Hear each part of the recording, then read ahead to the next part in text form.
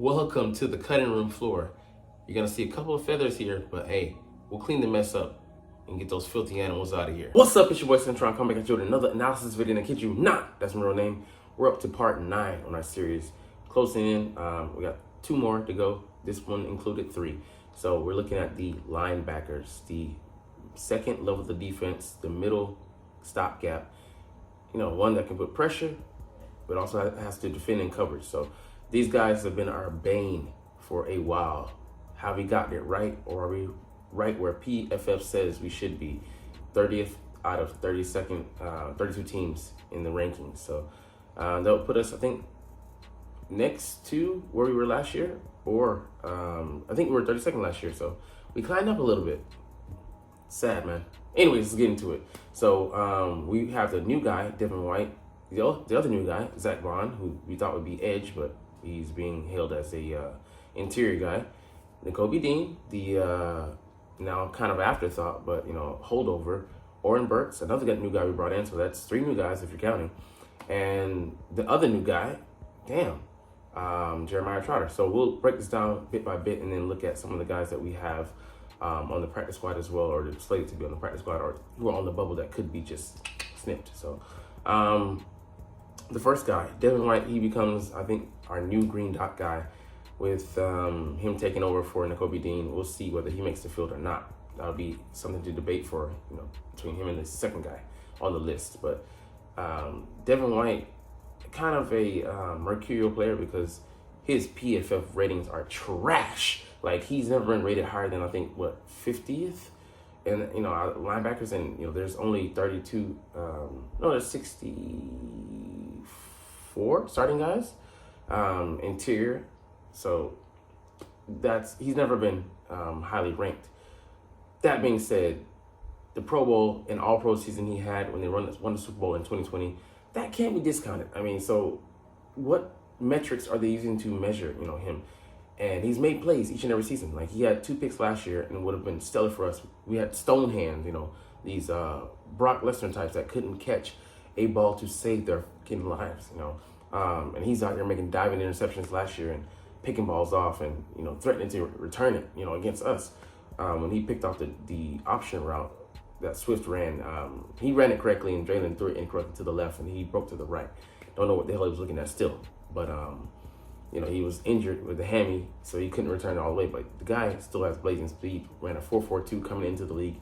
Still looks every bit, as fast as that. And I think he's going to be freed up to make plays this season with a steady linebacking presence next to him in Zach Bond or maybe Nakobe Dean. But the tandem, those 2 guys playing in unison and cohesion with the rest of the units, in front of them and behind them. Secondary looks to be a strength this season, and the D-line that's been a constant strength for us. Although, we had some retooling shipping Hassan Reddick out of town. That being said, I think, like I said, he should be able to, focus in on that role, covering a wide swath of space. He can, run sideline to sideline like nobody else. As long as he's not taking on, pulling guards and tackles, scraping across the formation on the regular, I believe in his ability to clean up things and to be a heat-seeking missile at 6 foot, 230, plus, coming in to, just wreck shop, wreck plays, and arriving fast and with a fury. So, and using his talent as a blitzer as well. I love the phrasing he said, and there's so much, to be said about someone saying something a certain way.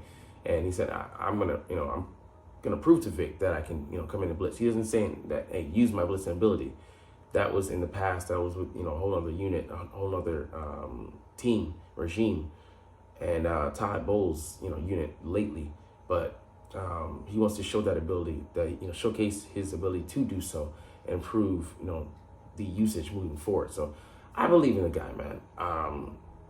And is $7 million deal, but really a $4 million base 1-year deal, a prove-it deal, because he was supposed to be making tens of millions of dollars this season, and he's being reduced to that squalor, I should say.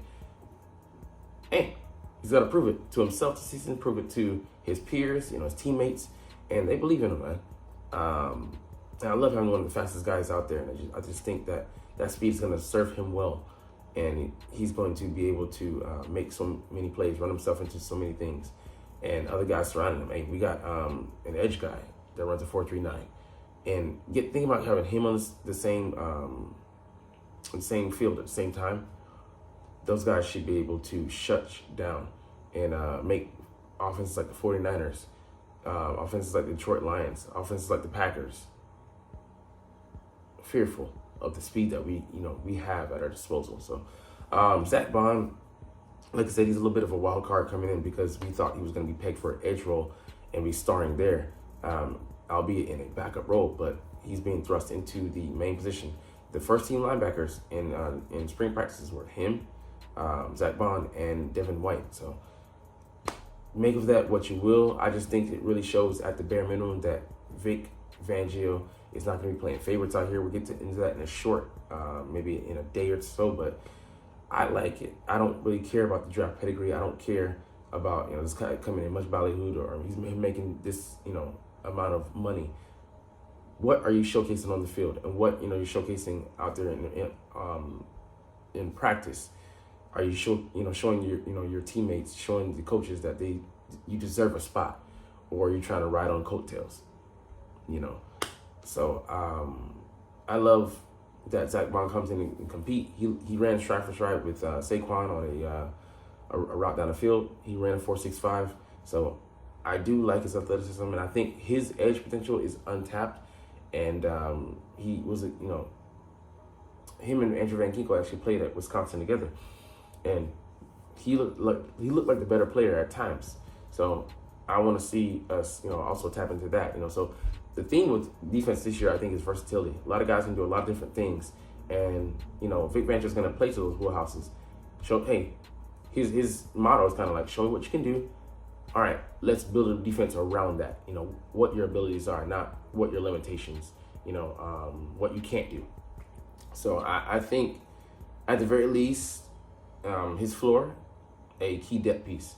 His ceiling, a solid, steady hand as a starter. On Kobe Dean, what does that leave room for him? He's in year 3 now, and he's still a young guy. I think he's 23 years old. Smart guy coming out of Georgia, but so far was able to unseat. And I think he should have been given some playing time in 2022.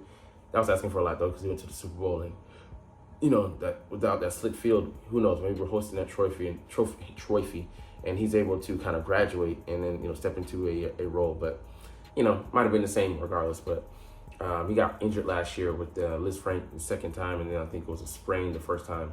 Not the ankle variety, but like a light knee sprain. Might have been a different ligament, so he might have sprained his MCL and then his PCL the second time, or in reverse. But anyways, he's got to shake that injury tag that's about to be slapped on him. And this year's pivotal, man, the third year, because he didn't get a full slate last year. And he was actually effective in run defense. And yeah, he got cooked sometimes in coverage, but not a linebacker is going to be able to cover that well. Devin White actually is pretty good in coverage, but if you trust PFF, he's guessing out there. I mean, maybe sometimes he is, but his freelance is a lot better than some linebackers' full ability. Like ours guys last year, just their body wouldn't keep up with where their heads were.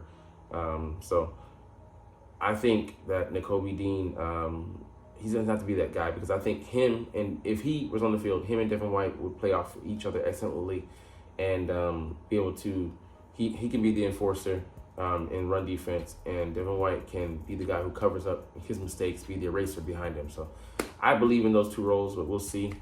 Don't know what this year holds for Dean, but it is a crucial, pivotal year, because next year it'll be a contract year.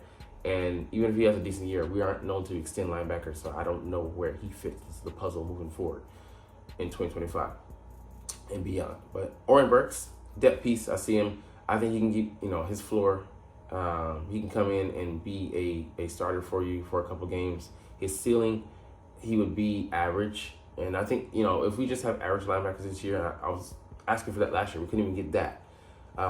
We might have pushed more into the playoffs, deeper into the playoffs. So Jeremiah Trotter, not expecting anything from him this year. If he showed up and stole a starting job somehow, amazing, but not really counting on him to do anything more than bury his head in the playbook, get stronger, and hopefully, get some instinct. If he's a tenth of what TJ Edwards was as an undrafted player, I'd be happy, because TJ Edwards is a solid starter, a top 10 linebacker in this league, and we should have kept him for the pennies on the dollar that he signed a contract extension, or I should say a free agent contract for in Chicago. Was it 3 years, 18 or 19.5 million? That's nothing. That's like 6.5 a year. So let's see. Who are the guys? I think they're going to be in the practice squad. Ben Van Sumeren, Brandon Smith. Brandon Smith, I think he gets cut. We might keep him just for his special teams prowess, but that's a lot to ask for. He's our biggest linebacker, 6'3", 240 plus, but he doesn't have the acumen at this point. And Ben Van Sumeren, if he had the smarts, he runs a 4.4, so even faster than Devin White, which is crazy to think about. 6'1", 240. So he's a heat-seeking missile, but he's a chicken with his head cut off. So I hope he can get it together and we can just taste a bit of that potential. Pause. But excellent. Anyways, those are two linebackers I have. That's it. All the other guys are edge guys, and yeah, we'll get to the corners, man. This is a highly debated position. It's gonna be hot and heavy next week and go long. Longer than this, because there is a lot. We're gonna leave a lot of fat on the meat, and a lot of meat on the bones. Some starters are gonna have to get cut, man. But it's just the way it has to go. But anyways, we're gonna get up out of here. But you're not even watching though. But it's all good. We're gonna chunk the deuces officially. But hey, I love talking about these Eagles and I love making these videos. So like I said, we're gonna be exiting stage left. But as always, it's fly Eagles fly, and let's motherfucking go. Like, comment, share, subscribe. Thanks for watching. Check me out at Cintron, Cintron Anime, Cintron Life, or Cintron Laughs, or other social media.